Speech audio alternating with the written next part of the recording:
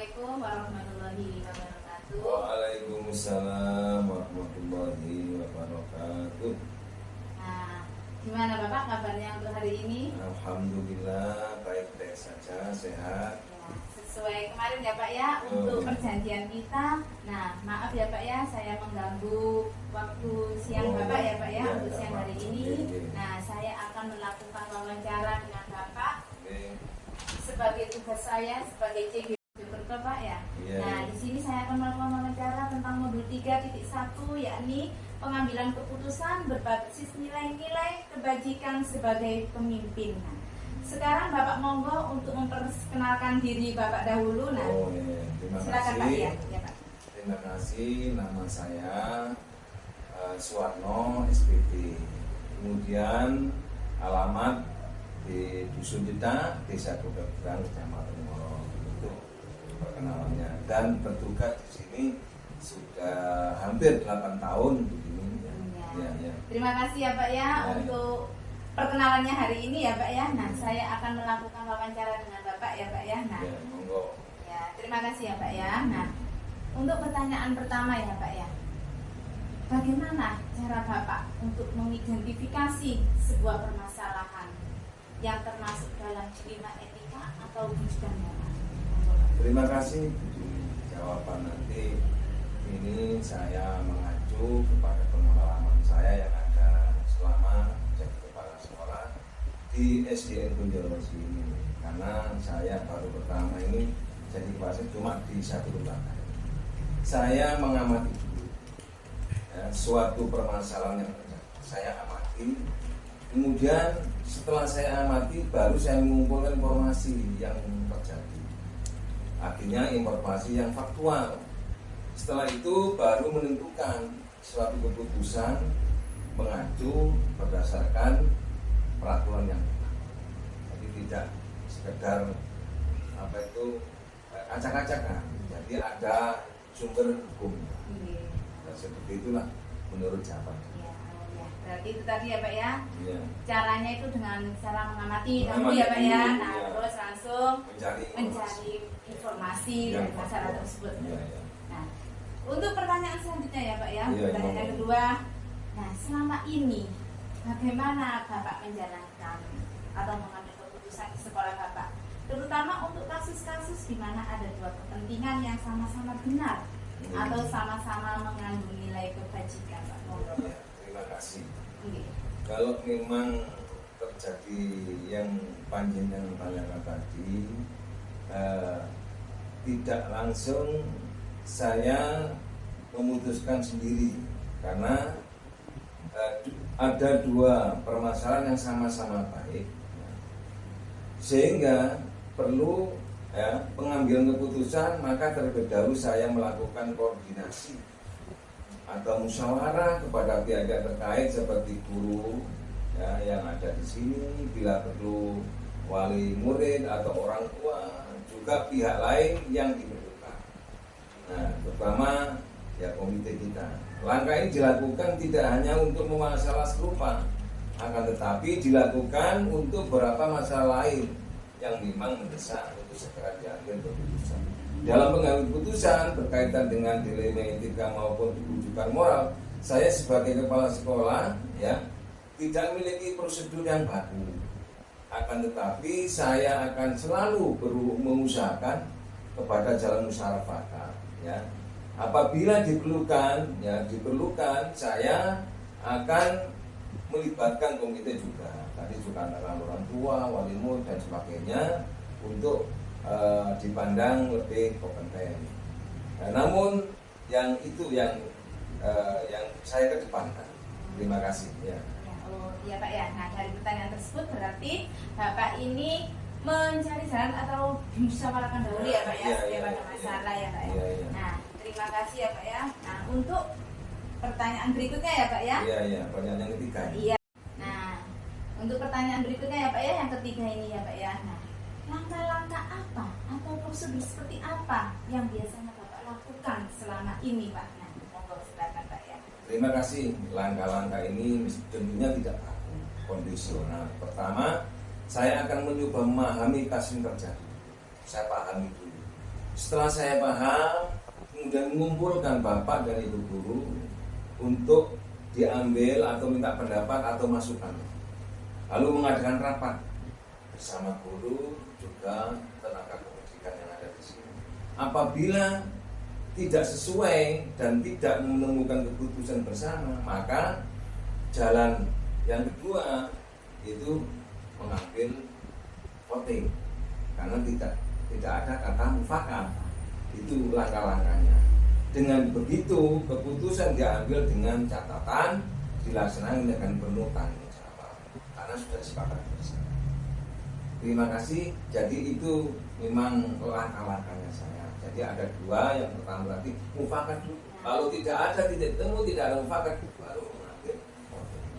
Ya. Ya. Nah, dari jawaban tersebut Bapak melakukan apa itu musyawarah dulu ya Pak ya. Musyawarah dulu. Nah, Ya. untuk mencapai kata mufakat Ya, ya. kalau- Kalau tidak ada Nah, baru baru voting. Berikutnya ya Pak ya. Iya, Nah, monggo. untuk pertanyaan yang nomor 4 ini Pak ya. Hal-hal apa saja yang selama ini Bapak anggap efektif dalam pengambilan keputusan pada kasus-kasus dilema etika? Ya, menurut pendapat saya, yang paling efektif untuk mengambil keputusan itu adalah yaitu apabila apa yang saya inginkan dan diinginkan bapak dan ibu guru bisa satu suara, itu paling efektif. Tapi mohon maaf, jarang sekali ada, katakanlah tidak semuanya itu seperti itu. Memang yang saya harapkan seperti itu yang paling efektif. Tapi ya alhamdulillah di Jawa sini ada 10 lah katakanlah kan. Itu kebanyakan itu satu suara. Ada 20% lah yang tidak satu suara. Terima kasih. Nah, berarti di sini semuanya itu apa ya Pak ya? Sesuai yang Bapak inginkan ya Pak ya. Iya, Nah, iya, iya. semuanya itu kompak ibaratnya ya Pak Iya, ya. iya, sejalan lah, Iya, sejalan. iya. Terima kasih Pak. Ya. Nah, untuk pertanyaan berikutnya ya Pak ya. Iya, iya, Saya monggo. lanjut. Nah, hal-hal apa saja yang selama ini merupakan tantangan Pak dalam pengambilan keputusan pada kasus-kasus dilema etika Pak? Iya. Monggo Pak. Terima kasih. Nah ini tantangan ini yang sering saya hadapi, tapi alhamdulillah tantangan itu bisa kita hadapi. Ya. Tantangan yang bersifat personal atau individu atau pribadi.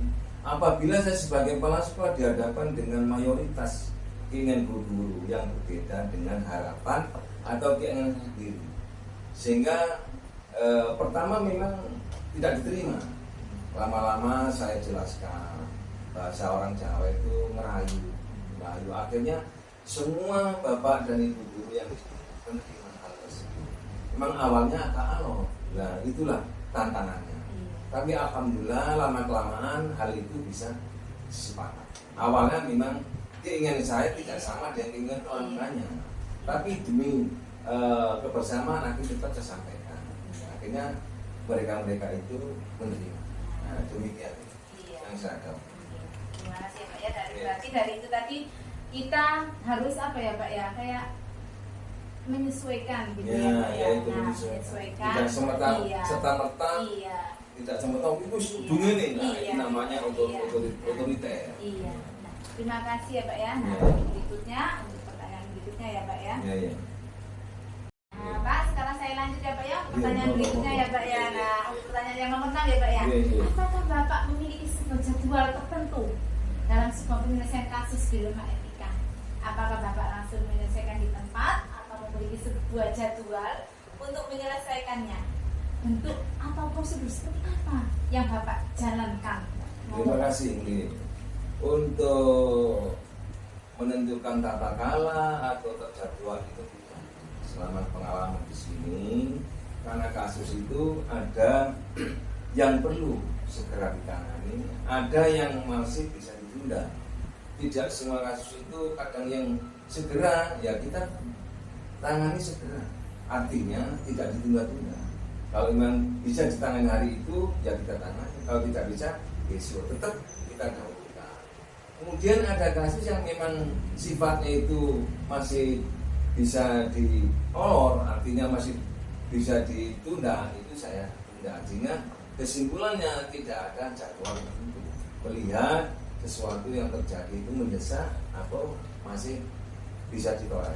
Seperti itu. Iya. dari jawaban Bapak berarti di sini kayak tidak ada jadwal ya Pak Tidak ya. ada jadwal. Kalau seandainya masalah itu bisa langsung diatasi mungkin Bisa. langsung ya Pak ya. Ya. Kalau itu memang membutuhkan waktu ya Pak ya. Waktu, Nah, ya. untuk berkoordinasi dengan Bapak Ya. Ibu guru lainnya, nah mungkin itu Ya. bisa dikoordinasikan ya Pak ya. Koordinasikan. Nah, terima kasih ya Pak ya. Untuk pertanyaan selanjutnya ya Pak ya. Monggo.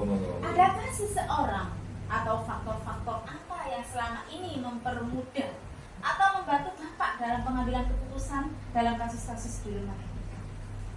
Ya tentu semuanya tidak dari kemampuan saya sendiri. Tentu ada dukungan terutama dari semua pihak, baik guru-guru yang ada di sini, itu namanya juga disebut tim sekolah senantiasa mendukung dalam setiap pengambilan keputusan terkait penyelesaian kasus yang ada. Jadi tentunya untuk faktor-faktor yang selama ini mempermudah itu tentunya ada dukungan dari semua pihak. Jadi tidak bisa saya mengatasi itu sendiri. Tentunya itu memang kebersamaan, terutama dari pihak yang paling mendukung di sini adalah terutama dari keuangan. Kalau memang hal-hal itu membutuhkan dana, saya selalu koordinasi dengan bendahara. Apakah ada untuk memenuhi yang diharapkan dari semua pihak. Itu yang paling penting. Nah, tadi dari jawaban Bapak tersebut ya Pak ya. Ya. Nah, berarti kita itu ya juga perlu untuk mengadakan kayak yang musyawarah Ya, seperti itu kan. ya. Terlebih dahulu ya Pak ya, Ya. untuk semua untuk mengambil sebuah Ya, keputusan ya Pak ya. tidak otoriter, Iya ya Pak tidak ya. maunya sendiri. Iya. Nah, untuk pertanyaan selanjutnya ya Pak ya, mungkin Ya. ini adalah pertanyaan yang terakhir ya Pak ya. Nah, ya. Alhamdulillah. Nah, dari semua hal yang telah disampaikan, pembelajaran apa yang dapat Bapak petik dari pengalaman Bapak mengambil keputusan di 5 etika tersebut Pak? Ya, ini pembelajaran yang saya terima, alhamdulillah. Sehingga semua permasalahan yang kita hadapi selama saya jadi masalah di sini adalah memang kalau kita bandingkan dengan lembaga-lembaga yang ada di bawah memang tidak sama. Karena sekolah kita ini umumnya di Kecamatan Ngoro ini yang paling desa, sehingga ada pembelajaran yang paling kasus yang paling sederhana, alhamdulillah. Ada yang ringan, ada yang sedang, ada yang berat. Oleh karena itu semua itu alhamdulillah teratasi semuanya. Ini pembelajaran yang ada di lembaga ini. Alhamdulillah tidak ada hal-hal yang tidak terlepas. Demikian yang dapat saya ambil pelajaran. Ya, terima kasih ya Pak ya atas sama-sama. atas semua jawabannya Iya. yang saya ajukan ini ya Pak ya. Iya. Saya juga mengucapkan terima kasih Sama-sama, sebesar-besarnya. ya. Bapak sudah bersedia untuk saya wawancarai pada siang hari ini ya Pak ya. Iya. Semoga program-program Bapak ke depannya Amin. berjalan dengan lancar dan Amin. sesuai dengan harapan Bapak selama ini ya Pak Iya, ya. iya. Nah, saya CDP Angkatan 9 Pak. Nah, saya mohon maaf apabila waktu wawancara saya Iya. mungkin ada kesalahan ya Pak ya. Iya. Saya mohon maaf yang sebesar-besarnya. Saya akhiri. Wassalamualaikum warahmatullahi wabarakatuh. Waalaikumsalam warahmatullahi wabarakatuh.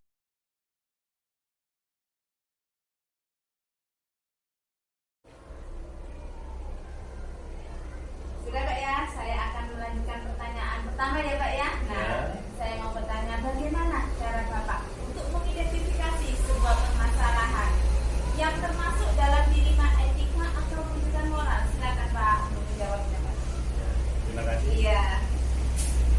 Pertama, saya mengamati dulu permasalahan yang terjadi, Iya. mengumpulkan informasi yang faktual, Iya.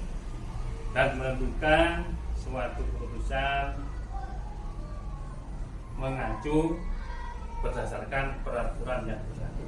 Nah, berarti Bapak mengumpulkan informasi dahulu ya Pak ya untuk Iya. menganalisis sebuah kasus atau masalah ya Pak ya. Nah, Iya. terima kasih Pak. Nah, untuk pertanyaan berikutnya ya Pak ya, untuk pertanyaan yang kedua ya Pak ya. Nah, selama ini bagaimana Bapak menjalankan pengambilan keputusan di sekolah Bapak, terutama untuk kasus-kasus di mana ada dua kepentingan yang sama-sama benar atau sama-sama mengandung nilai kebajikan. Silakan Pak. Ya, Ya. terima kasih. Iya.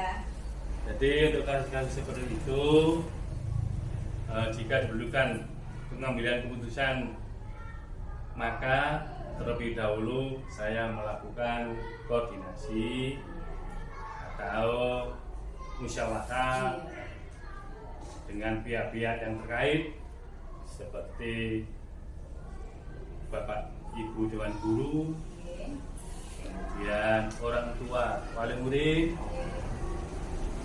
kemudian pihak-pihak lain seperti Pak Guyupan atau komite. Nah, itu. Iya, Pak ya. Kemudian langkah ini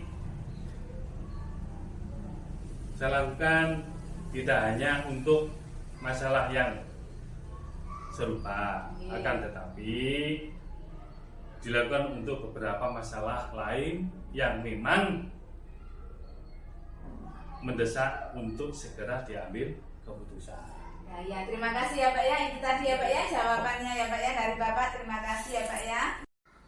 Nah, untuk pertanyaan berikutnya ya Pak ya. Pertanyaan yang ketiga ya Pak ya. Nah, langkah-langkah apa atau prosedur seperti apa yang biasanya Bapak lakukan selama ini? Nah Pak, monggo Pak, langkah-langkahnya apa saja Pak ya? Silakan Pak. Ya, seperti biasanya kalau ada kasus-kasus seperti ini, pertama saya akan mencoba memahami kasus yang terjadi, kemudian mengumpulkan Bapak dan Ibu guru untuk melakukan musyawarah, ya. Kemudian setelah itu mengadakan rapat bersama GTK yang lain, bahkan kalau perlu bersama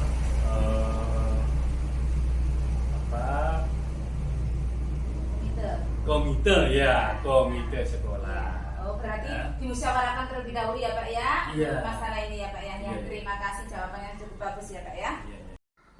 Nah, untuk pertanyaan berikutnya ya Pak ya. Pertanyaan yang ketiga ya Pak ya. Nah, langkah-langkah apa atau prosedur seperti apa yang biasanya Bapak lakukan selama ini? Nah Pak, monggo Pak, langkah-langkahnya apa saja Pak ya? Silakan Pak. Ya, seperti biasanya kalau ada kasus-kasus seperti ini, pertama saya akan mencoba memahami kasus yang terjadi, kemudian mengumpulkan Bapak dan Ibu guru untuk melakukan musyawarah, ya. Kemudian setelah itu mengadakan rapat bersama GTK yang lain, bahkan kalau perlu bersama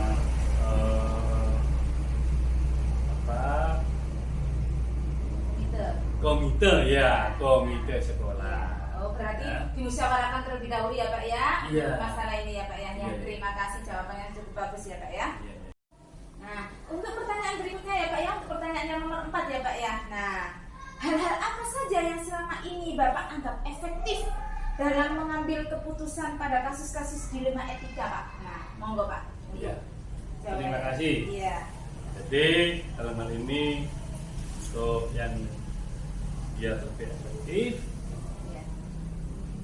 hal yang saya anggap efektif adalah apabila apa yang saya inginkan dan yang diinginkan guru-guru bisa satu suara dan sejalan. Nah, sejalan sesuai tujuan ya Pak ya. Iya, iya, iya. Terima kasih ya Pak ya untuk jawabannya.